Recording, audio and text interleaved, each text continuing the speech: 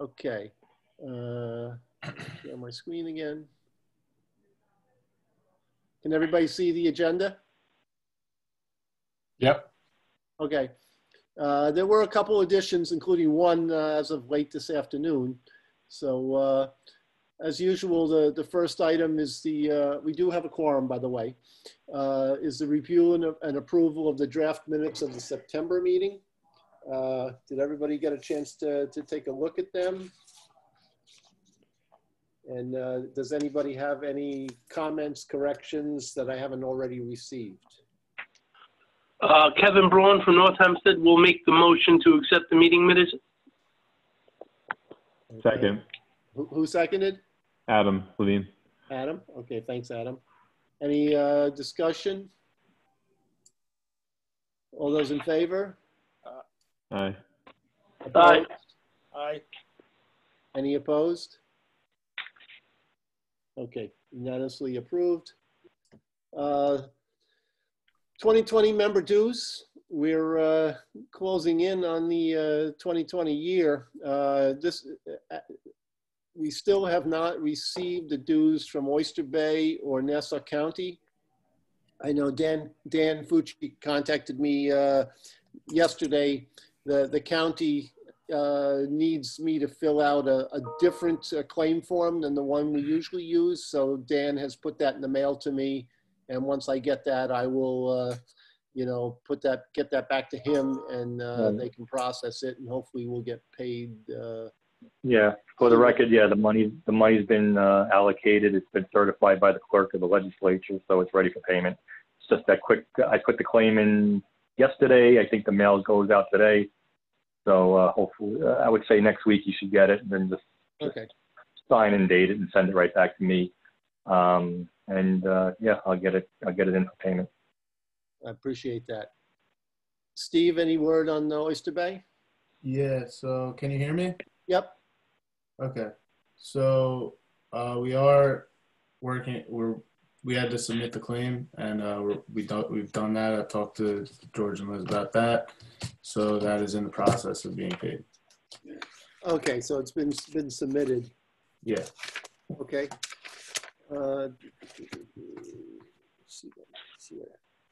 Okay. Second item is the Marsh Conservation Planning Opportunity. This was a webinar, 2.5-hour webinar held yesterday that I know Kevin participated, Steve participated, and Michelle did. I'm not sure if any of the rest of you did, but it was very interesting. The NEWIPIC, which is the New England Interstate Water Pollution Control Commission, on behalf of the Long Island Sound Study, is working on creating marsh conservation plans. This particular webinar focused on Nassau County and featured, among other places, East Creek, Lower Hempstead Harbor, DeSoris Pond, and Frost Creek. A consultant has developed a modeling tool that can zero in on particular areas and graphically show how marshes are expected to change over time between now and the year 2100. For example, they can show which areas will experience increased flooding. It'll also show how marshes change over time, whether they become low marsh, high marsh, whether they expand or contract.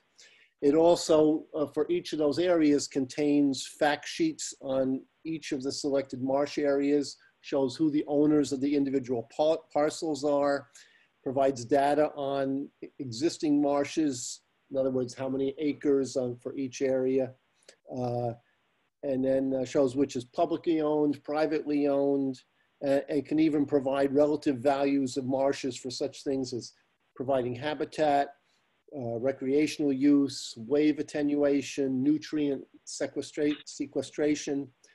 And this model was really designed to be more user-friendly than using more complicated GIS systems, so that anybody can really use it and take advantage of it. We had a couple hands-on sessions during it, and it was really, I think, pretty well done, easy to use.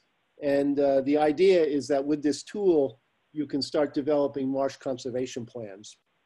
Now, under this, under the grant that they're producing this, they're looking for a couple municipalities to work with them and actually prepare marsh conservation plans.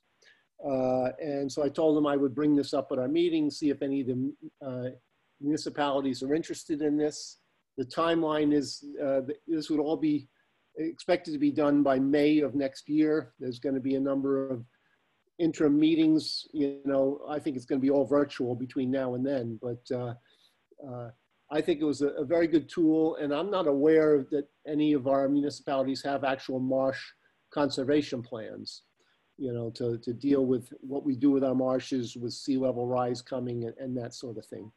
So I'd like to open it up to, you know, Kevin or Michelle, Steve, who are also on the call to see what their impressions were, and then see if any of our members are interested in participating.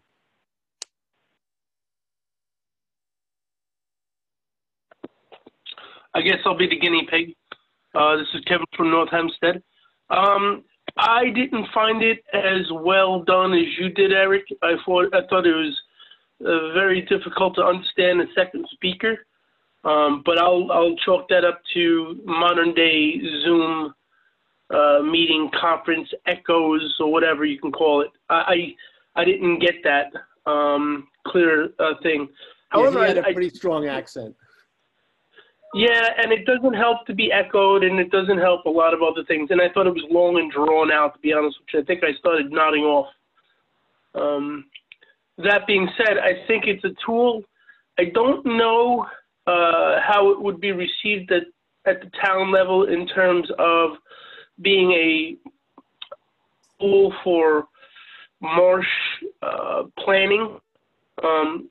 Gee, we don't really have even a planning for growth in our town, let alone marsh expansion or retraction, depending upon what the model is. I would also specify that they made it clear that it is a model and it's subject to a lot of different variables. Like all models are, it's just a guesstimate of what's going to happen. And they went into the statistics a lot, explaining a lot of how it could happen, it couldn't happen, it may not happen. So I get it as any other planning tool, which could be beneficial. The town does not have a plan, and as you know, the town is in the planning process of restoring large amounts of wetland plantings.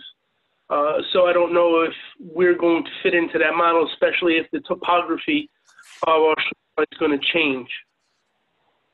That's it. Okay. So I would agree with Kevin there that there did seem to be a lot of uncertainty, and they went a lot into the statistics, and it didn't seem to be as practical on an actual real life level. Like you pointed out that there was some, Eric, I think you said there was some bulkheads or something that they didn't account into the model. So that may be something that has to be worked out, but I do think that it is a good tool as far as how to use the elevation and that type of stuff to determine what may be high marsh or low marsh in the future. And it could be a good tool for that. And we have done some wetlands restoration with Spartina grass, and that might fit into that. I'll have to talk to see if we can work on them with that grant and all that. Yeah, and you know, in addition to Hempstead Harbor, they did have Millneck Creek and Frost Creek, which are in the Oyster Bay sub-watershed. So if the town of Oyster Bay were interested, they could work on those areas also. It's a very interesting tool. I will.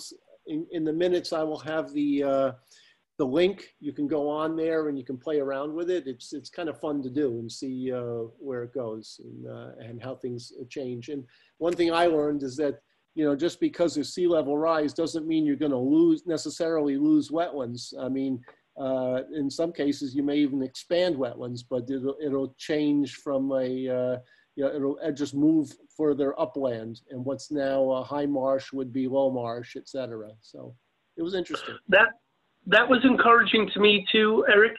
The fact that it wasn't doomsday scenario, even almost 80 years from now, we will still have marsh. It's different. And the concept of marsh migration is still prevalent and still a theory that works now. Basically, it adapts, like everything else, to different circumstances, and that's what came out in the meeting.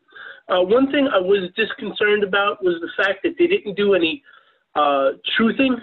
They didn't even know that North Hempstead really existed in their scenario. So there was no on-the-ground, if you would, truthing or pinging or looking at certain features. And the town of North Hempstead specifically doesn't have that much area to look at, and it doesn't seem they spent any time in the field at all. Seems like these were computer GIS guys that took GIS mapping and made it into a viewer, but a more easy program to look at. I agree. So. Michelle, you were on. Did you have any impressions? I thought it was interesting. It's an interesting way to frame planning for the future, and I don't know. I think it's something interesting to think about as we go forward. Well, I got you. I see. I don't see Carol has joined us. Do you know if she couldn't make it tonight? She's not going to make it, so I'm going to speak for her. Okay, great. Thanks. All right. So if anybody's interested, I mean, I'm going to be sending out the minutes probably tomorrow. Take a look at more in depth of what we're talking about in terms of the Marsh plan. I think it might also be of very interest to the city of Glen Cove with DeSoris Pond, et cetera. But, take a look at it. If you're interested, let me know and I can let them know. Obviously, there's no obligation to do so, but it might be interesting just to go through the process and see what's involved with, developing such a plan.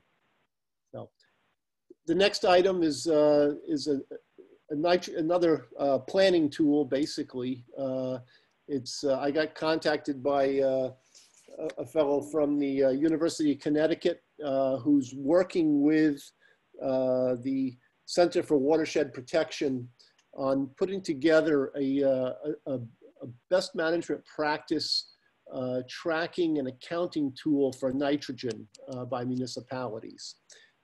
They're working with some, pretty heavyweight organizations like the Center for Watershed Protection, the University of New Hampshire, which has done a lot of good stormwater work. And I guess what they're doing is they're putting together this tool that would be able to assist municipalities in seeing what kind of best management practices might make the most sense for them in reducing nitrogen. So he was put in touch with me because the thought was that I might be able to find one or two municipalities in Hempstead Harbor that might want to be able to work with them to provide them with some information on things that they've done already, such as green infrastructure projects, street sweeping information, catch basin cleaning, riparian buffers, septic system upgrades, which we haven't done in this area yet, and wetland restoration and expansion. And what they would do is they would plug these things into their prototype tool and see how the tool works. They're not looking for anybody to create new data. They're looking for existing data that may already be in MS4 reports or other places.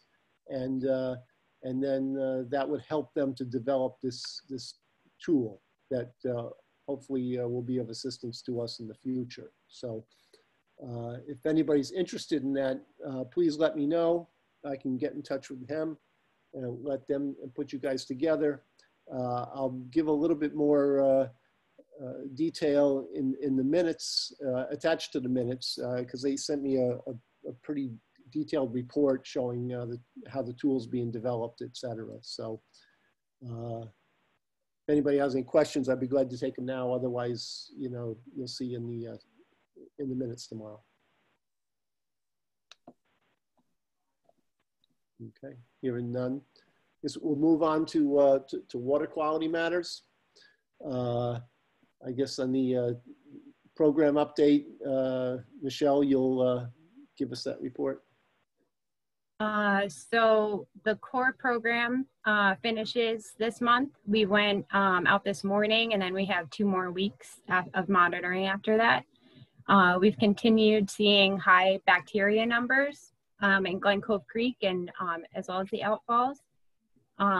We noticed there's some outfalls in Glen Cove Creek on the north side bulkhead that like 2 in particular that just have like a continual water flow from them. And since the numbers have, the bacteria numbers have been so high, we decided to test them, and sure enough, they do have high bacteria numbers as well. So that could be a contributing factor, as well as possibly the sewage treatment plant. Is that enterococci or coliform or fecal coliform or both? Or? Mainly enterococci for some reason. We've been seeing a lot of enterococci, mainly that, but also fecal coliform. Like more elevated fecal coliform, but not necessarily exceedances. We've also been noticing there's a lot of styrofoam in Glen Cove Creek, big, large pieces, but also like smaller, broken down. And that's most likely coming from the abandoned barge that's at the head of the creek. So that's some concern there. Then for the UWS program, that's also finishing this month. We go out tomorrow and then 1 more time after that. The Long Island Sound report card was just released, as I'm sure you all know. And we did not fare so well in the report card. The Middle Harbor got a D and the Outer Harbor got a C+. And I think there were some surprises, and they're like, for example, like we rated very well with water quality, which is surprising to us because like our I don't know, Psyche depth isn't always what we want it to be, but they're basing it off of turbidity. So that was interesting. Then we also got like a harsh grade for seaweeds. On the other hand, we got a C, and that was surprising because we don't, when we do the macrophyte algae assessment, we don't see a lot of seaweed, but we found out that the way that they grade it is like pretty harsh, like just for for having seaweed present, it's an automatic C at best. So it was a surprise. I think we still have a lot of questions about how these grades came about, and then I'd like to point out there's a webinar on Friday for breaking down the Long Island Sound report card. Is that open to everybody? It's open to everybody. And what else? The Flupsies monitoring also concludes this month. I think they're taking out the oysters and the clams sometime this week. I think the oysters are going to Oyster Bay, and then as well as half of the clams, and then the rest of the clams are going to West Islip. And yep, and then also, and this may come up later, but for the powerhouse drain sub watershed, we'll be picking up the bacteria samples for Fabco to test their material to see if it can filter out the bacteria from the outfall, to see if that'll be effective. When are you doing that sampling? On next week, Wednesday. I think it's the 21st. Oh, okay, yeah, that was put off. Just so everybody knows, you know, because we've been getting some, continue to get unexpected high levels at the powerhouse drain after the town of Oyster Bay had put in 37 storm drain filters that remove bacteria and nitrogen. We took a closer look, and Steve had done some, looked more closely at the sub-watershed and found that even though there's 37 storm drains that have the filters in them, that's only about 14% of all the storm drains that are in the sub-watershed. There's a total of 260 storm drains in that sub-watershed. 112 are owned by the town of Oyster Bay, 145 by Nassau County, and 13 by the town of North Hempstead. So, I mean, obviously it's conceivable to put those kind of filters on all 260 storm drains, but that's going to be costly and a lot of maintenance. So we did talk to Fabco to see a couple things. One, you know, Steve had pointed out at the previous meeting that there's different forms of enterocosi, so we didn't know whether their filters remove all the types of enterocosi. And then also to see what about putting an end of the pipe helix system, which basically would remove it, you know, and instead of having to deal with all the storm drains. So they agreed to come out. They obviously need an engineer to see whether, you know, their helix system could work on the end of the pipe with the configuration and the flow and all of that. And they're looking into that a little bit more, but they also volunteered to take samples and run them through, basically like split samples, run them through, you know, a simulated filter and send those to an outside lab to see, you know, what, how much of the bacteria is being removed from their filter, you know, fabric, filter material.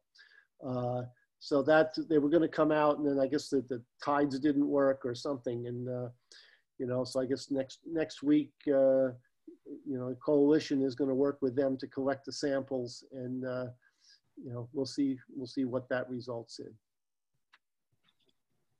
Do you have anything to add to that, Michelle? Or? No. They were very. I think what they had 3 or 4 people come out. They're very responsive, and you know, we are very appreciative of, you know, the effort that they're putting in. So, Michelle, I'd just like to let you know that the ARCs are ordered their contractors. We're having trouble hearing you. Can you hear me? Now, yeah, it's better. Okay. I was going to say the abandoned docks you were speaking about, ARCs are ordered contractors. We're having trouble again. I'm going to say something else. I don't.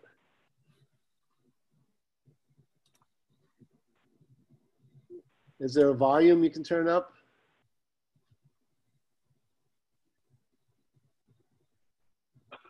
It sounds like he's just breaking up. Yeah, he's fading in and out. So, all right. Well, yeah, I guess the next issue is the bacteria issues in the creek. So. Eric, can you hear me now? Yes, we can. It's better now? That sounds good. Okay, so sorry about that. What I was trying to say, Michelle, was that RXR ordered their contractors to remove those docks about 2 weeks ago. So I haven't checked, but they should be gone. If they're not gone yet, they should be gone any day. The docks are the barges. The docks, barges. The abandoned docks. Oh, what? I'm sorry, the docks? Correct. Okay. No, but there's also 2 barges that are at the head of the creek that have been sitting there for a long time. Okay. I think the styrofoam is with the abandoned docks. I don't know about the barges. I think the one barge, definitely you can see it's all rusted, and then there's just like tons of styrofoam inside. Okay. And I think that's what's breaking apart. I see. Okay. I remember seeing that styrofoam years ago in those barges. It's so it may be come from the docks too. I don't know. That was another interesting thing that we've been seeing is RXR.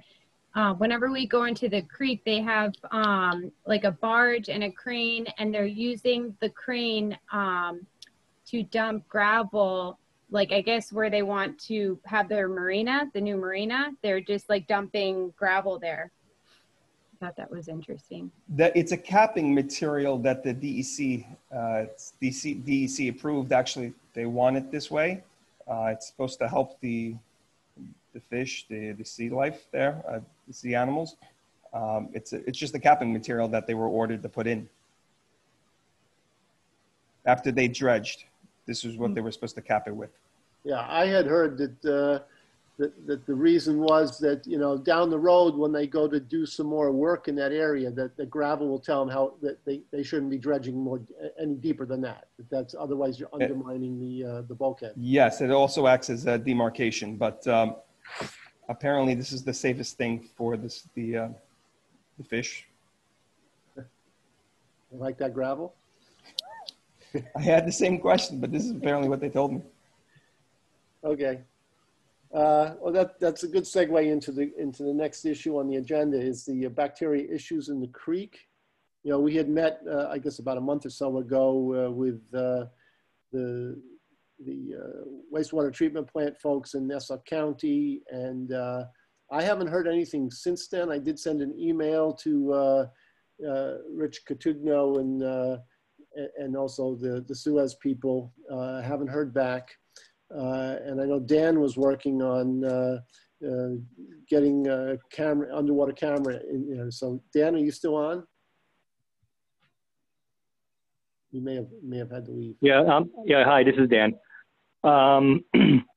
I will send an email again to the our requirements contractor who was supposed to do the CCTV for the 15-inch line. I have not heard back, so I'm going to have to nudge them along and try to, get them to get out there. That's relative to the 15-inch line where we're going to see CTV. So Rich Catugno hasn't gotten back to you. I will ask him this week if he's heard anything about his issue. Yeah, they were going to look at the animal shelter, maybe the 4 drains there connect into those storm drains, in which it could easily be, Right. Okay. dog feces, etc. They were also going to share, and maybe this is a question for Michelle, they offered to share their data because they happened to be out the same time that the coalition was out collecting samples from the same location, and we agreed to share data with each other to see, how, if they correspond, etc. So have you heard anything more, Michelle, on that? No, we haven't, Okay. but yeah, no, make a note to reach out to them about that because that would be interesting. Okay. Yeah, it's been at least a month, so we should have heard, before. Well, about what was the decision about sharing the data? Who was supposed to make contact on that? Because I know Sunil from Suez, who was at that meeting, was anxious to kind of do that, but I don't know if the request was supposed to go to Rich Catugno or and then he would bring it to Suez. I'm not sure how that was supposed to happen.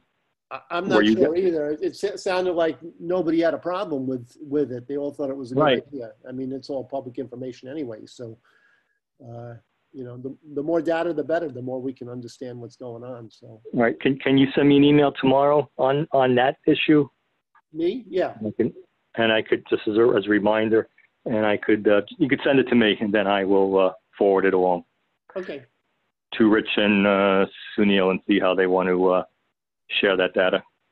Just put an email explaining what we talked about and so on, and I'll be able to forward it along and see if I can get that moving. Yeah, no problem. I'll do that first thing in the morning. Okay. Could we be included on that as well? Copy you on it too? Yep. Yeah, sure. Okay. All right. I guess that brings us to Scudder's Pond. I mean, the last I knew, maybe Michelle, you might know, have more recent information, but the pond level had been back up to normal, maybe even above normal. Above normal. And I don't think that anything was done differently. So I don't know why it would go down and up like that, but it seemed like at least a temporary repair was working. I did reach out to the village, to Bruce Kennedy, to see if, what's happening with the permanent repair. I let him know that we were having a meeting this week, but I haven't heard back from him either on this. So still, the water level's still pretty good? Yeah, it's high. Okay. All right. The pathogen TMDL for Hempstead Harbor, I have not heard anything more since the last meeting. Same with the 9-element plan. We still haven't gotten responses from Dr. Gobler. I don't know, Dan, if you heard anything more on the 9-element plan? I was my understanding maybe from 2 weeks ago that Dr. Gobler was apparently working on those answers. Okay. So that's all I could say about that. I'm putting out a quick email, I believe, tomorrow. The next stage is to give a brief update on the 9-element plan. I'm going to share 2 DEC approved plans from upstate communities. And I'm sharing those to just kind of give the stakeholder group down here an idea as to what the Nassau plan will probably resemble when it's finished.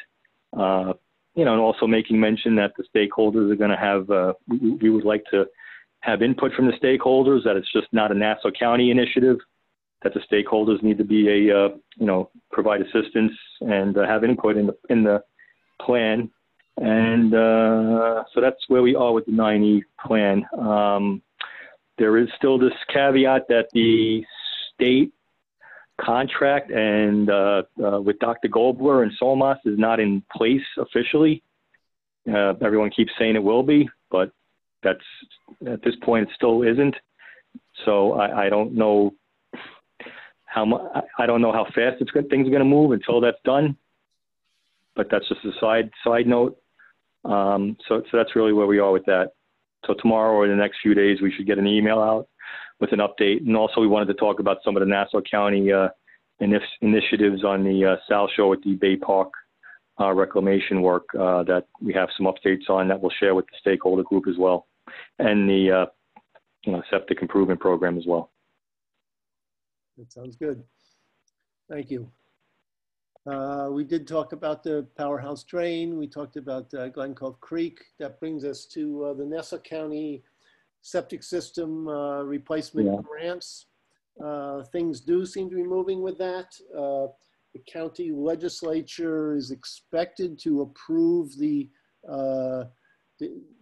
Soil and Water Conservation District administering the program on November 9th. The Nature Conservancy, which has a grant from the Long Island Sound Study to assist homeowners, has, through the North Shore Land Alliance, hired a staff person who will be working with homeowners, you know, holding their hands basically on the applications and also helping with publicity. We met with her and the Nature Conservancy this past week. They're anxious to go. She did send me today some of the examples of her outreach work, not her, but the Nature Conservancy's outreach work in East Hampton, which is a little different situation because they got it, it's almost all paid for by different grants there, but you know, they had some nice graphics and all of that. So that looks promising. And then the Soil and Water Conservation District will be meeting with Nassau County via you know, a virtual meeting next Wednesday to talk about the different steps that are necessary. And so we can be ready to hit the ground running once you know, the agreement is in place for the Soil and Water District to handle a lot of the administration. I did learn today that apparently New York State DEC is coming out with another round of funding for municipalities for septic replacement grants. So it could very well be that, you know, there may be another pot of money that Nassau County will get, you know, a little bit down the road so that we can just roll from one grant into the other and continue offering money to homeowners. But I haven't heard any more details on that, but you know, that's a promising sign. So, Dan, do you have anything else to add? No, you summed it up perfectly, Eric. Yeah, so it's our ambition to get the IMA, which is the catalyst for everything at this point, with the septic program, the soil and water IMA in place in November. And, you know, so that's really where we're at. Okay. So stay tuned. I think you're going to be seeing a lot more, you know, once we get the green light, and we'll be contacting individual municipalities, homeowners, that sort of thing to try to make sure this gets going. There may have to be some meetings with local municipalities if they're not up to snuff on, you know, with the codes or whatever to allow installation within their communities. But, you know, those are the kind of things that we're going to be discussing with the county next week. Yeah, we may have to have a kickoff virtual meeting with all the municipalities, the mayors, or the reps in the communities to talk about the very thing you're talking about, Eric. Have a virtual kickoff meeting when the program's on its feet. And I don't know if you saw, but in Suffolk County, the Suffolk County legislature unanimously passed a bill about a week or so ago that requires all new homes to, and some, you know, remodification of major remodifications, but all new homes will have to have nitrogen removing septic systems in the future, starting, I think, in 2022, I think.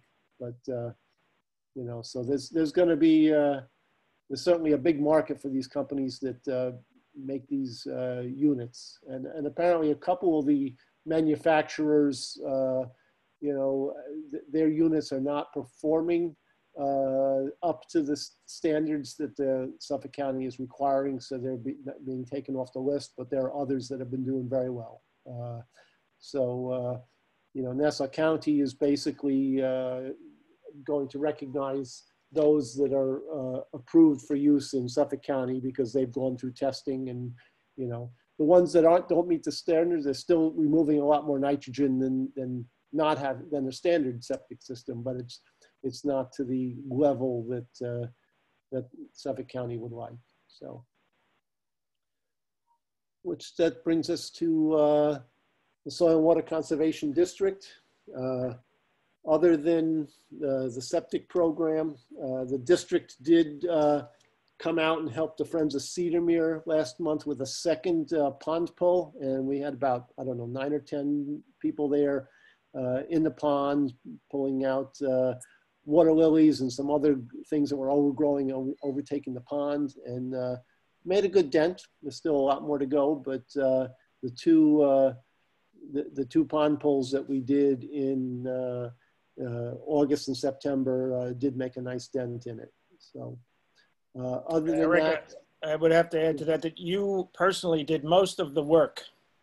Out of the 9 and 10, I think you did about 75% of the work. I don't think so. Absolutely. But you know, they were very helpful. I mean, they came, they set up you know, a canopy. They brought food for everybody. They brought wetsuits and you know, water bottles. And they did a good job. They really help out a lot. So we look forward to working with them in the future. All right, Friends of Cedarmere, Tom, you got anything? Well, we had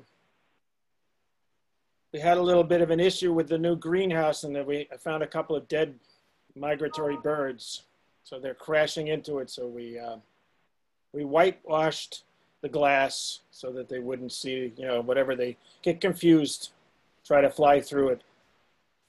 The only problem is there's always another problem. Now that kids are starting to put graffiti, you know, it's not really graffiti, they're just finger tracing on the whitewash. But some of it's pretty obscene, so I have to do something about that. I think I'm gonna have to put the whitewash on the inside of the windows. I was just gonna suggest that. Yeah, well, you're not supposed to, they advise you to put it on the outside. Yeah. Because the less reflection you get, the better, but, you know. What did you use for whitewash? It's greenhouse whitewash. Oh, it's made for it? It's made for it, and it rubs off. You know, it's designed to rub off, to come off with weather and so forth. You know, because you want it on in the summer, but you know, you don't really want it on during the shorter days of the season.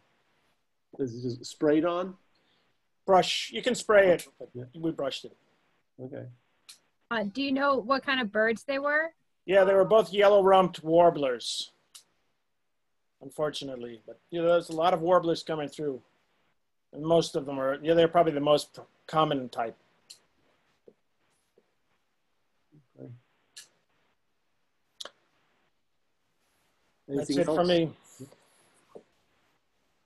I know that the Friends of Cedarmere is waiting to hear from the Gardner Foundation on a major grant that if Friends gets it would, you know, provide funding along with some existing funding from Nassau County to restore a working water wheel to the mill, which has some of the old machinery still in the basement. So it would certainly make it a lot more interesting place to visit and great for kids to come, school kids and all that group. So Well, we're getting a great, we've gotten a great increase. It used to be there was hardly anybody going to Cedarmere, but since COVID and plus the fact that we've fixed it up so much, that it's always busy.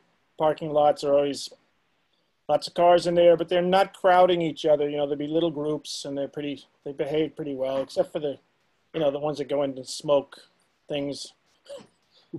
They're younger and they're not so careful, but there are usually 4 or 5 of them.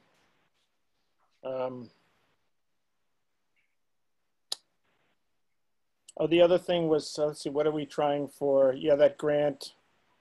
Oh, it slipped my mind. There was something else we're kind of waiting for one of our projects. But we do expect the greenhouse and the mill, especially both of them, to help bring in. Oh, that's what it was. For the greenhouse, I'm looking for people who want to use a little bit of greenhouse space. You know, I've got a couple of the Cornell people, Cornell Cooperative, and there's Food by the Row or Plant a row for the hungry. Yeah. Plant a Row for the hungry. They want to start some stuff in there in February to get a jump on their program. So if there's anybody who has anything going on with a greenhouse, give me a call. Okay. All right. That brings us to municipal updates. You know, Dan, why don't you go first because you might have to leave? I have nothing other than what we discussed about the septic program and the soil and water IMA, and of course the bacteria issue in Glen Cove Creek. So I think we covered a pretty good amount of some of the things the county needs to stay on over the next period of time. Okay. Frank, how about Flower Hill? Well, we unmute.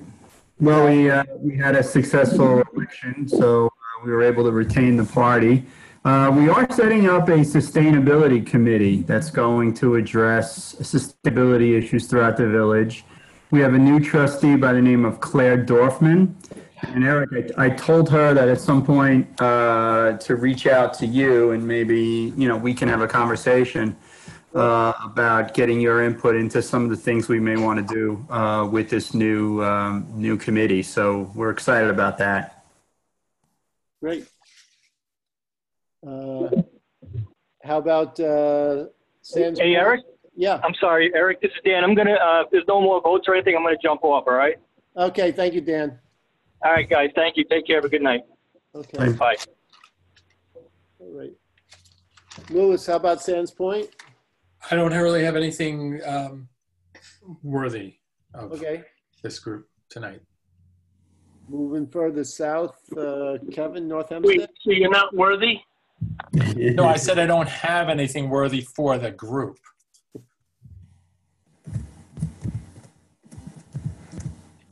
Close enough. That's from Wayne's World, isn't it?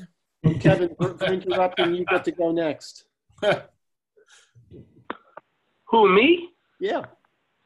Okay, a couple things to report. Roslyn Pond is pretty much finished. Right now, we're just in the dredging portion of the project, which is really boring, but it's definitely an important part of it. As I stated in the last meeting minutes, we approved another or an additional $1.2 million of dredging material, which will help us get to the DEC maximum level of dredging, which is good. Long story short, more dredging material out, less chemicals in, greater retention value, better opportunity for plants to uptake nutrients, better opportunity for the harbor to get cleansed because the nutrients are being taken upstream. Everything from the stream bank restoration, planting grass, and a lot of things have been completed. There's a couple things that will be completed next year in the springtime in terms of additional plantings, wetland plantings, native plantings, and other things that are part of the work program. And that's it for Roslyn Ponds. Is that, I'd like to dredging? Is that Silver Pond? Is that the middle pond, or both? Or? Yeah, it's the same thing. It's named a dozen different things, but it's the Roslyn Pond complex. The bottom pond could be called Jerry Pond. It could be called Roslyn Pond. It could be called Silver Pond. It's just all different names for the same thing. It's the big lower pond. Okay. A couple other things I want to bring to the committee's attention, which we've had a lot of problems with. Specifically in Hempstead Harbor, the unauthorized clam beds in the south part of the harbor. We're getting a lot of people digging up the clams, the mussels, the shellfish at low tide, in bunches of people tearing up the wetland grasses that we plant and other things. And it's becoming more and more of a problem because it's less and less enforcement by the DEC. But I want to bring it to the committee's attention because they're tearing out the wetland grasses that act as the juvenile fish hatcheries, that act as nutrient uptakers, that act as the storm surge protectors. They're doing it indiscriminately. They're tearing it up. They're tearing the oysters. They're tearing the clams. They're tearing it all up. And I don't know how many people are aware of this, but we've been fighting this in North Hempstead a lot. North Hempstead has tried to produce signs. They don't care. They're organized in the fact that they have multiple cars. They walk up and down the shoreline from basically Bar Beach down. I don't know about northern areas because it's mostly sandy beaches, but they have been tearing it up. And I just want to bring this to the attention of everybody else because it's becoming more and more of a problem. Kevin? Yes. Kevin? We had the same. I had a group that were harvesting oysters at Cedarmere, and one of our neighbors was, trying to get them to stop, and I stopped them one time. They were bringing up bags full of oysters, putting them in the back of a minivan. I hate to say it, but they were Asian, so whether they were selling these things or eating them, I don't know what. There are discussions that they're actually selling them. That's what I thought. It looked like there was a whole van load. Shop local. I mean, that's something that, DEC should be involved in. And you know that your Bay Constables can enforce DEC laws. I'm not sure of the legal justification for that. I'm not even getting into that portion. I know that we are not supposed to be the regulatory agency for shellfish theft, if you would, or poaching. Just poaching. Kevin? Yes. So it's Lewis. The mayor here said they apparently found something that like Sands Point owns out to 1,000 feet off the coastline. And I didn't really bring this up before because they're just kind of in flux and trying to figure it out. Because this summer, obviously also there were a lot of, what do they call it, the Bronx Navy coming over and all sorts of visitors. And there's really, it again came up, there's no way to necessarily enforce it. Looked at signage. Apparently there might have been some signs many years ago when the various storms washed them away. The one thing that happened was, I guess the state has some patrolling boat, and they brought the boat around to the North Shore, and a Sands Point cop went out with them, and they kind of scared some people off one afternoon just as kind of a science project. But they're trying to figure out, is there something they can do, some way to enforce the exclusion, this 1,000-foot exclusion zone? Yeah, they seem to be a lot like Canadian geese. You scare them off in one area and they just show up in another area. Yeah. You got to get those dogs, you know. Kevin, yes. Could you provide me with a sign, you know, that no clamming or whatever, no shellfishing?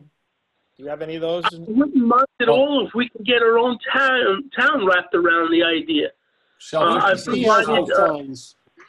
What DEC can provide those signs that say this is area closed to shellfishing. Yeah.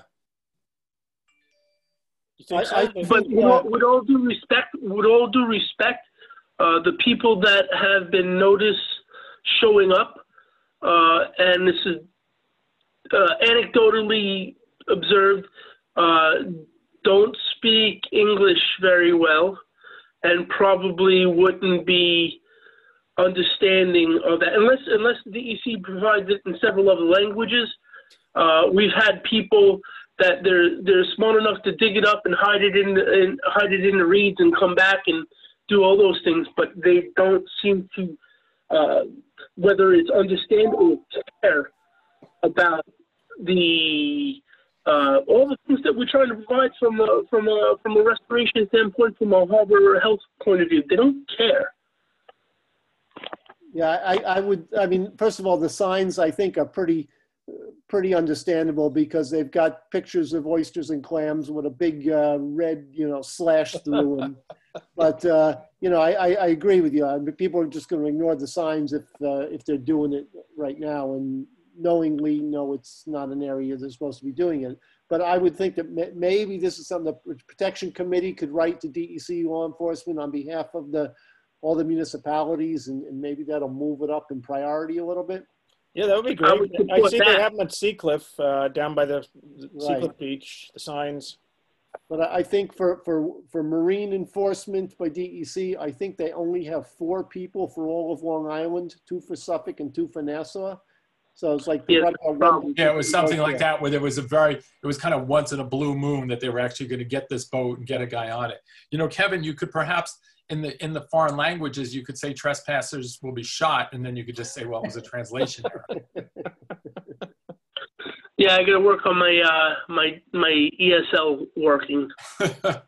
Well, I'll put a letter together to DEC, and I'll also ask them to send us some signs. So we'll see what happens. If you can provide a contact or some signs, I'm sure I can get my people in the parks to put them up.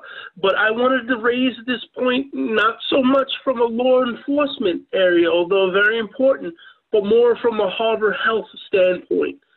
Okay, we've been working for a lot of years to get what we are, regardless of if we're given a D in a report card or not. We've worked pretty hard, and it's hard for me to see a healthy environment with, yes, clams, oysters, shellfish, all the things that we're trying to promote, just getting, and plantings getting dug up and torn out like they were just weeds in the brush.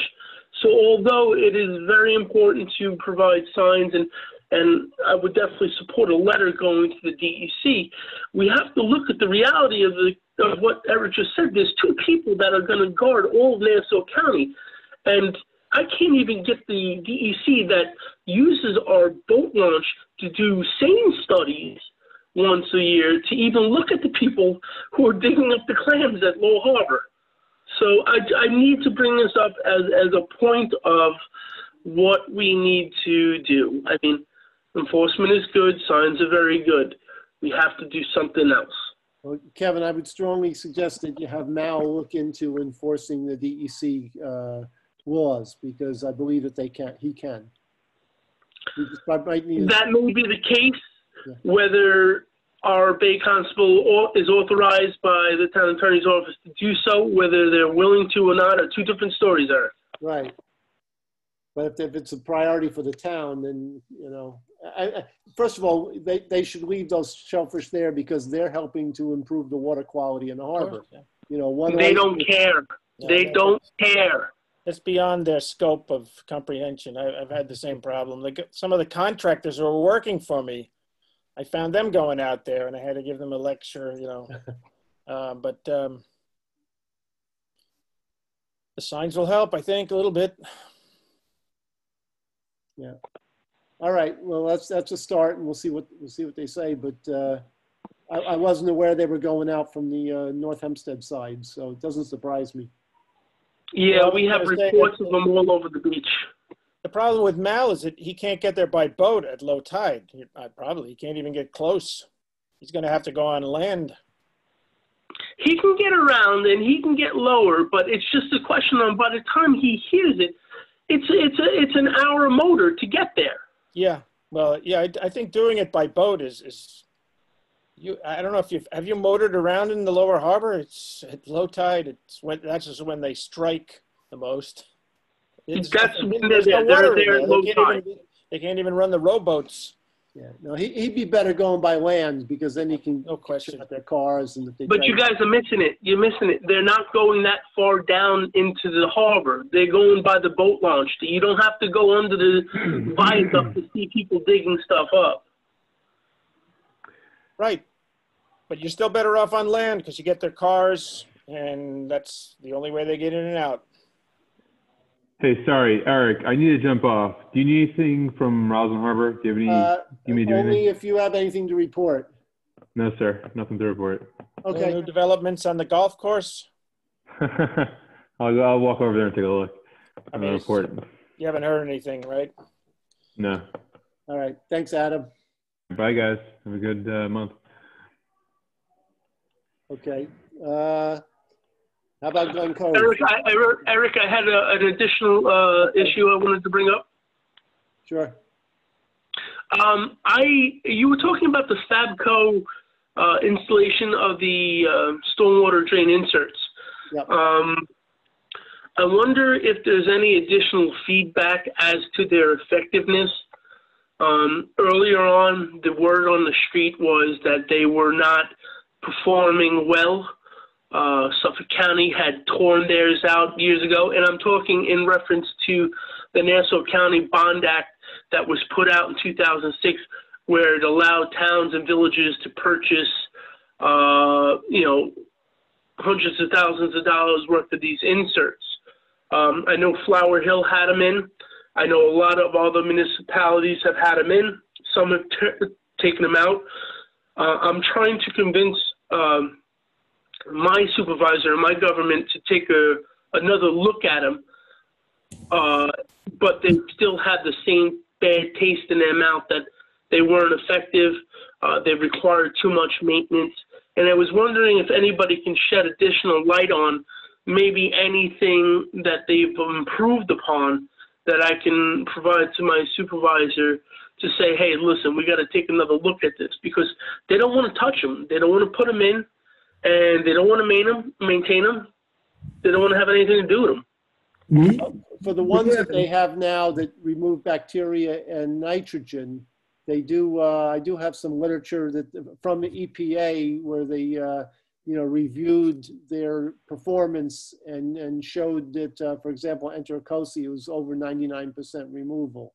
So I mean that's all not actual on the ground testing. I don't know if anybody's done that, but this is at least in the in the laboratory. I can certainly address the maintenance. They do take maintenance, and we have them. And luckily we have a very dedicated highway department in our village. And since sustainability is kind of a concept that reaches down to every level of our government, the guys are out there on a regular basis maintaining these things, and we haven't had a problem, and we haven't had a single complaint that they're too much hassle to deal with. See, that's refreshing. I don't know necessarily, this doesn't fall under sustainability under our definition or anything like that, but it is important to see a positive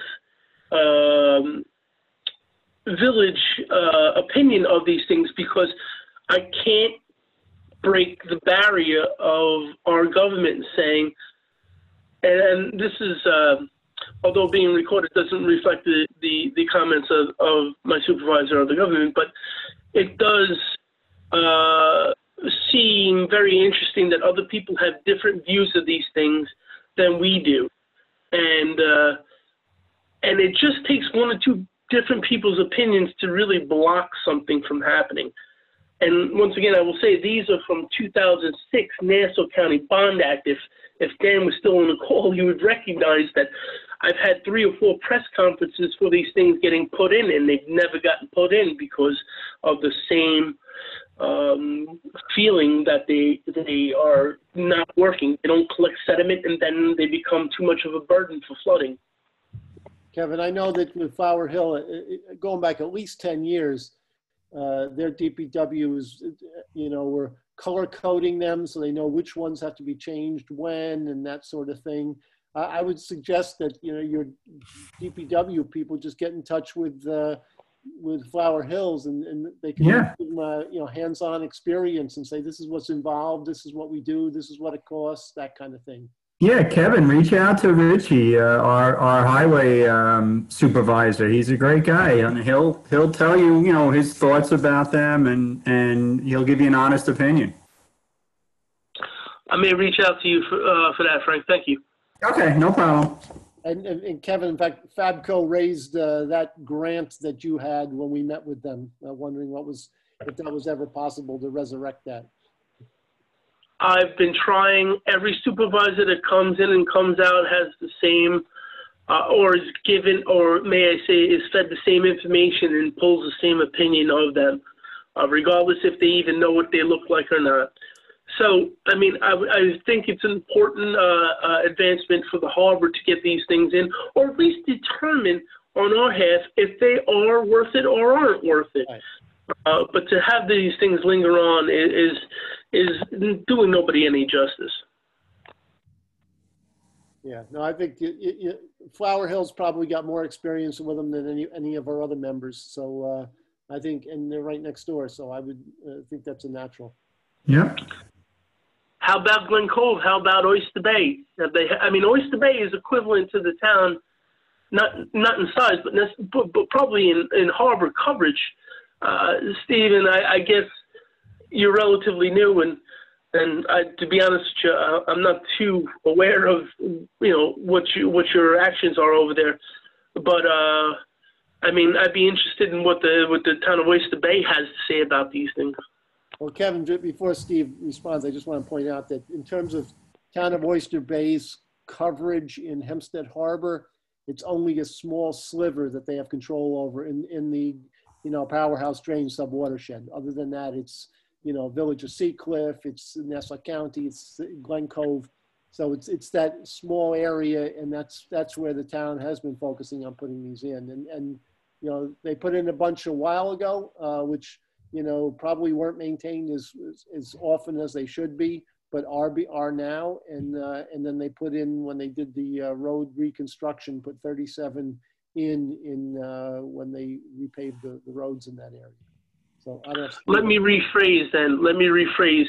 Town of Oyster Bay is of the same size, maybe not of the same waterfront, and is the only equal that we would have in terms of installation of as many of these storm drain inserts as us. So what I'm trying to say is I want to see how a large municipality moves as opposed to a village that could be a lot more maneuverable. I'm sure Steve could put you in touch with the town's DPW folks, or at least a foreman in that area. Yeah, I could put you in touch with people involved in it in the highway department and DPW. As far as us, we just put them in as about 37 of them. All we had in February, so we're just getting used to them now, and we'll have to see over the long term how it really goes with them. I copy. I thought you've had a bunch in previous. That's why I'm asking. But listen, I appreciate it, and I don't need to expand this discussion further. I will ask for your input a little later, but I know Oyster Bay's put them in years ago too. Yep. Okay. Anything else, Kev? No, thank you. Sorry. All right. Rocco, how about Glen Cove?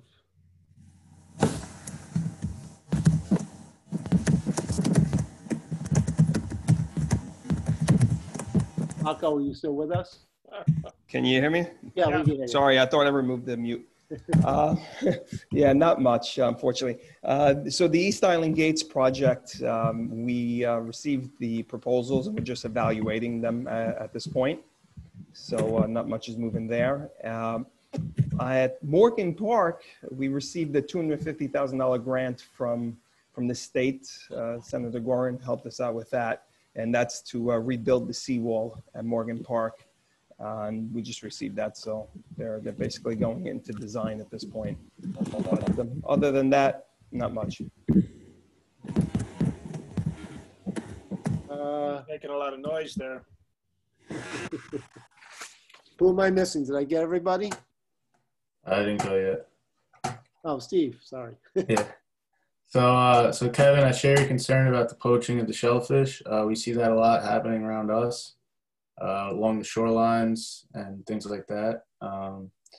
We've started doing like land and water patrols of the harbor. That sort of helped us as a DER standpoint, and we also have the Bay Constables go around looking as well. That's really helped out. As far as on a more positive note for shellfish, we this year with our flow seed and hatchery, we were able to grow out about 4 million clams and 250,000 oysters. We seek to seed next week. We're going to seed about 3 million clams and the 250,000 oysters into oyster bed waters. And then we are giving the other million back to Islip, as Michelle mentioned earlier.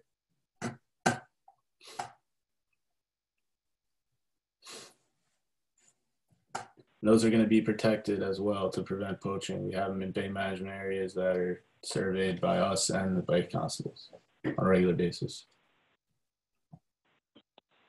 Good. I don't know if this, since the last meeting, but if people don't know, Oyster Bay Environmental Resources has a new commissioner, Lou Savanetti, who actually lives in the Powerhouse Drain sub-watershed. So he knows the area well, and he's been bringing in some additional staff, including someone who started today, used to work for the county, who's got a lot of experience in septics. So he worked in engineering. So he might be a good asset to us. All right. Anybody else? Did I miss? I don't think so. I got something for you. All right. During this, Cliff, yes. if you use these things during the middle of the of our presentation here, I got started getting showered by sparks and smoke. You may have noticed things went dark, so I'm going to get rid of any of these that I have left. If I weren't here, it probably would have started a fire. What are you using it for? Get rid of all of them. They're terrible. Terrible. I mean, it was unbelievable. It was like fireworks.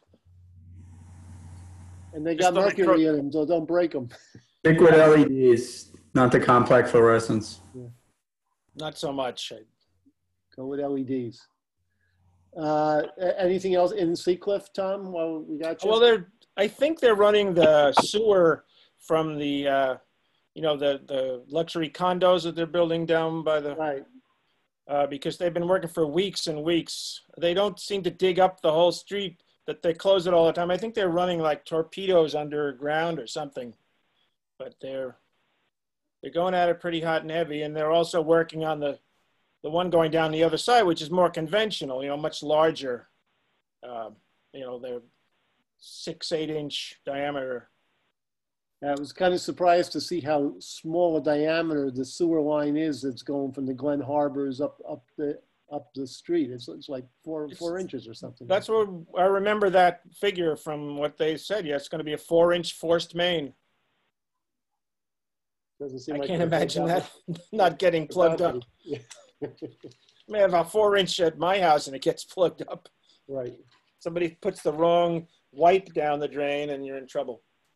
And that's going to happen. Wouldn't want to live at the bottom of that hill. Unfortunately, I live above it. Yeah. Sorry, guys. I lost my video feed for some reason, so I'm just on phone now.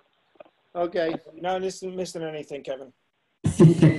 We're pretty much at the end of the agenda.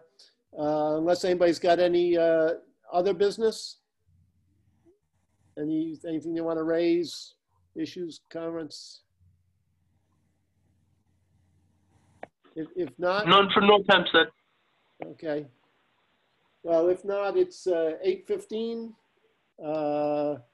We will. This will be. I will send minutes around, and this will be on the our YouTube channel if you want to revisit it.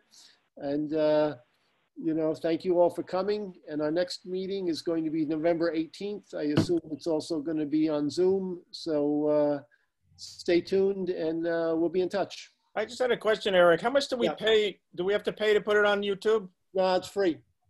How is it possible that every municipality and every meeting like this in the country, how could they have the capacity? I don't know. Yeah. It's amazing. Oh, I did want to mention something as we're talking about social media. For those of you who are on the Phase 2 listserv that Eileen Keenan maintains on Yahoo, she just advised me this morning that in December, Yahoo is closing down all of their their groups. So she's trying to find another source to have the Phase 2 listserv operate on. So stay tuned on that. And she said, you know, there's no word yet on when the DEC is going to issue their new Phase 2 permit. That's sort of been back on hold again. So we'll wait and see. When's the next meeting? November 18th. Okay. And thank you, everybody. Good night. Good night. Guys. Good night. Right. Good night.